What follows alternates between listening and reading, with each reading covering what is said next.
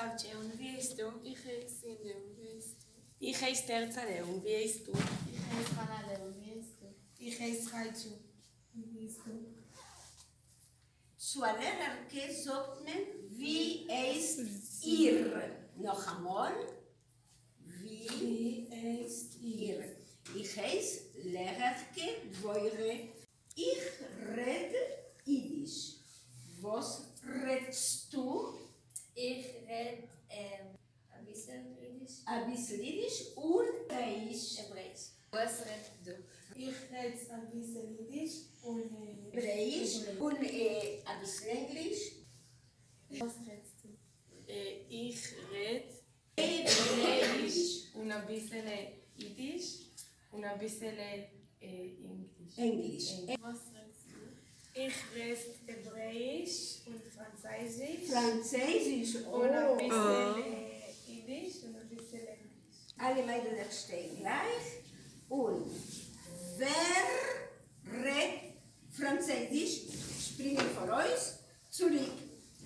Wer redet gut Englisch, springen vor uns zurück. Wer redet Englisch, springen vor uns zurück. Und wer redet Hebräisch, springen vor uns zurück. Und wer redet Jiddisch, springen vor uns und zurück. A filo, ein bisschen. Ja? Englisch, Französisch, Hebräisch und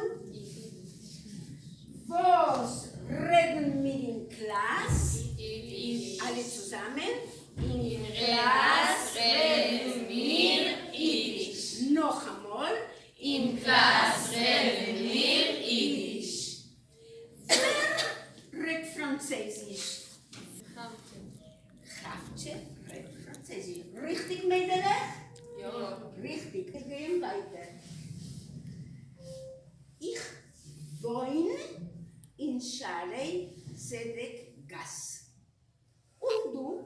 Ich wohne in Emek Brachagas. In Jerusalem?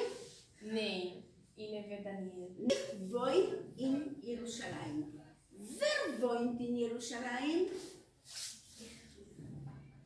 1, 2, 3, 4. Jiddisch, 4. 5 Männer wohnen in Jerusalem. Ja? Ja. 5 Männer wohnen in Jerusalem.